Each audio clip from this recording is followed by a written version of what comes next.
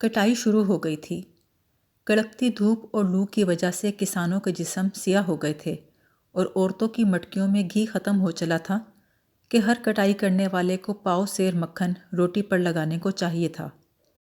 عورتوں کے چہروں اور ہاتھوں پر خشکی کے سفید دھبے پڑ چکے تھے۔ ان کے بال کھردرے ہو چکے تھے۔ ان کے بچوں کی ٹانگیں پتلی اور پیٹ بڑھ گئے تھے۔ چوپایوں کی پسلیاں نکل آئی تھیں۔ اس کے باوجود 120 درجے کی گرمی میں کام کرتے ہوئے کسان خوش تھے، کیونکہ سامنے ان کی پکی ہوئی فصل تیار کھڑی تھی۔ وہ دراتیاں چلاتے ہوئے ادھر ادھر کی باتیں کرتے، مذاق میں گالیاں دیتے اور سنہری گندم کاٹ کاٹ کر ڈھیر کرتے جاتے تھے۔ ایک اندرونی مسرت کا دھارا تھا جو کسان کی آنکھوں اور ہاتھوں سے پھوٹا پڑتا تھا۔ مہندر سنگھ کے کھیت پر پہنچ کر نیاز بیگ نے بیلوں کو روکا۔ مہندر سنگھ کھیت سے اٹھ کر آیا، گاڑی کی ہتھی پہ کونی رکھ کر بولا، واہ گرو چودھری، کیا بات ہے؟ نیاز بیگ گاڑی پر بیٹھا بیٹھا بولا، تمہارے پاس جگہ ہے؟ ہمارا غلہ شاید کچھ بچ رہے۔ مہندر سنگھ بولا، پتہ نہیں، ہماری اپنی فصل بہت ہے اس بار۔ نیاز بیگ نے کہا، میں منشی کے پاس گیا تھا، وہ آدھے پر رکھتا ہے، پر تم میرے بیٹے کے دوست ہو، تمہارا دلان بھی بڑا ہے۔ مہندر سنگھ نے کہا، رکھ دینا، میں بھوسے پر سو جاؤں گا جاڑے میں۔ نیاز بیگ بولا، جب میں سزا پر گیا تھا تو تمہارے باپ کو ایک بیل دے گیا تھا، تمہارا باپ مر گیا، بیل کا نہ جانے کیا ہوا۔ میں واپس نہیں مانگتا، میں نے کوئی احسان نہیں کیا تھا، وہ میرا دوست تھا۔ اچھا اچھا چودھری، رکھ دینا۔ اگلے کھیت میں ڈھول بج رہا تھا اور کٹائی کی دھن پر کسان دراتیاں چلا رہے تھے۔ دو میراثی ننگے بدن پسینے میں شرابور ڈھول پیٹ رہے تھے۔ یہ کٹائی کی مخصوص دھن تھی، اس سے بجانے والے اور سننے والے کا خون ابل کر بازوؤں میں آ جاتا تھا۔ 1 اور 3 کی مخصوص تال پر کسان پاؤں پر بیٹھے بیٹھے دراتی چلاتے جاتے اور چھوٹے چھوٹے گٹھے چھوڑتے جاتے۔ جب سورج سر پر آیا تو گاؤں کی طرف سے رنگ برنگے کپڑوں کا سیلاب امنڈ پڑا۔ عورتیں سروں پر لسی کے مٹکے اور گھی سے تر بتر باجرے کی روٹیاں اٹھائے گھروں سے نکل آئیں۔ کھیتوں میں پہنچ کر انہوں نے کھانا رکھا اور جگہ جگہ سے چھوٹے چھوٹے گٹھے اکٹھے کرنے لگیں۔ میراثیوں نے ڈھول پیٹنا روک کر پسینہ پونچھا اور درختوں کے ٹھنڈے سائے کی طرف لوٹ گئے۔ کسان دکھتے ہوئے گھٹنے لے کر اٹھے اور روٹی پر پل پڑے۔ پھر انہوں نے کٹورے بھر بھر کے لسی پی اور واپس کام میں جٹ گئے۔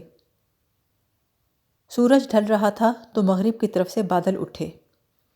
کسانوں کی فکر مند نگاہیں آسمان پر بھٹکنے لگیں۔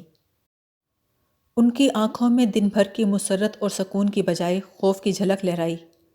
بیل گاڑیاں بھگا کر وہ گاؤں سے بوریاں اور ترپالیں لائے اور کٹی ہوئی فصل کو ڈھک دیا۔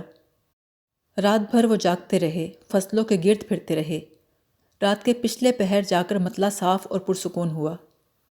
طوفان خاموشی سے گزر چکا تھا۔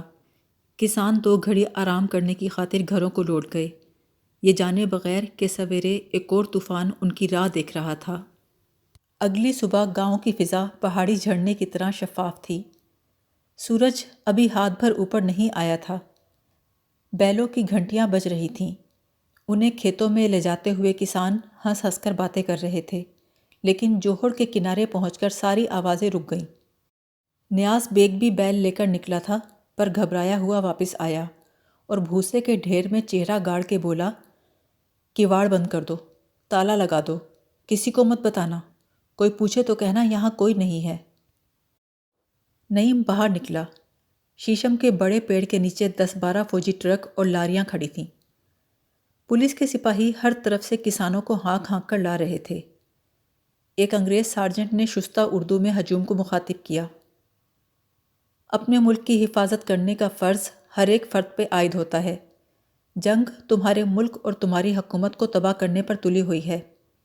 یہ جنگ جیتنے کے لیے ہمیں نوجوانوں کی ضرورت ہے۔ ہمارے ملک میں لاکھوں جوان ہیں، ان کی مدد سے ہم ضرور فتح حاصل کر لیں گے۔ جوانوں کو 7 چاندی کے سکے ماہوار دیے جائیں گے۔ راشن اور وردی کی ذمہ دار حکومت ہوگی۔ جنگ ختم ہونے پر جوان واپس آ جائیں گے۔ بڈھا رحمت بولا، واپس آ جائیں گے، کیا جنگ میں اب خون بہنا بند ہو گیا ہے؟ مہندر سنگھ نے کہا، ہم نہیں آ سکتے، ہم کٹائی پر جا رہے ہیں۔ سارجنٹ مضبوط آواز میں بولا، ہمارے پاس وقت نہیں، ہمیں سارے ضلع میں جانا ہے، اپنے نام دو۔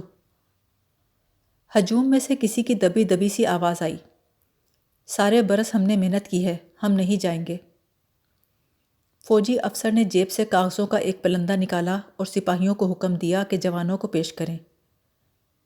سپاہیوں نے کسانوں کی پسلیوں میں رائفلوں کے دستے مارے اور سنگینیں چبو چبو کر ان کو بیلوں سے علیحدہ کرنے کی کوشش کی، لیکن وہ بچوں کی طرح ان کی گردنوں اور سینگوں سے لپٹ گئے۔ نعیم خاموشی سے چلتا ہوا سارجنٹ کے پاس گیا اور انگریزی میں بولا، میرا نام لکھو۔ سارجنٹ نے اچنبھے سے اسے دیکھا، تم تعلیم یافتہ ہو؟ میں نے کلکتہ سے سینئر کیمبرج کیا ہے۔ تم جاؤ، تم اس کے لیے موزوں نہیں ہو۔ میں سواری کر سکتا ہوں، رائفل چلا سکتا ہوں، ان سب سے بہتر لڑ سکتا ہوں۔ فوجی افسر اتنی دیر کی کوشش کے بعد پورے گاؤں سے صرف 2 لڑکوں کو بھرتی کرنے میں کامیاب ہوا تھا، وہ بھی اس لیے کہ ان کے ماں باپ مر چکے تھے۔ وہ غصے سے بولا، ہمیں تعلیم یافتہ لوگوں کی نہیں، کسانوں کی ضرورت ہے، بہتر ہے تم محکمہ تعلیم میں نوکری کر لو۔ نعیم نے کہا، میں کسان ہوں، میں کسی محکمے میں نوکری نہیں کرنا چاہتا۔ افسر نے اکتا کر اس کا نام، مذہب، پیشہ، عمر، قد، شناختی نشان درج کیا اور اسے دوسرے 2 لڑکوں کے ساتھ کھڑا کر دیا۔ وہ رات تینوں لڑکوں نے ملٹری ٹرک میں گزار دی۔ اگلی صبح وہی انگریز افسر جو راتوں رات گاڑی لے کر کہیں چلا گیا تھا لوٹ آیا۔ اس کے ساتھ روشن آغا تھے۔ انہوں نے وہیں کھڑے کھڑے آدمی دوڑا دیے۔ ان کی آواز پر گاؤں کے تمام نوجوان، بچے اور بوڑھے جمع ہو گئے۔ ایک مدت کے بعد روشن آغا کی شکل دیکھ کر انہوں نے اپنی گونگی وفادار آنکھوں سے خوش آمدید کہا اور ادب سے کھڑے ہو گئے۔ روشن آغا نے ایک اکتائی ہوئی سرپرستانہ نظر ان پہ ڈالی اور کرسی پہ چڑھ کے کھڑے ہو گئے۔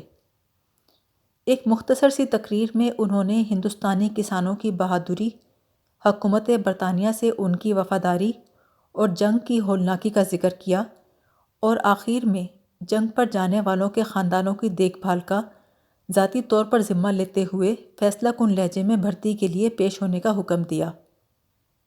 اب کسی کو دم مارنے کی مجال نہ تھی۔ 3 گھنٹے کے اندر گاؤں کے زیادہ تر نوجوانوں کو بھرتی کر کے ٹرکوں اور لاریوں میں بھر لیا گیا۔ روشن آغا تھوڑی دیر رک کر اسی فوجی گاڑی میں واپس لوٹ گئے۔ گاؤں کی عورتیں اپنے بیٹوں اور خاوندوں کو جنگ پر جاتے دیکھ کر اونچی آواز سے رونے لگیں اور بوڑھے آنکھوں پر ہاتھ کا سایہ کر کے ویران کھیتوں کو تکنے لگے۔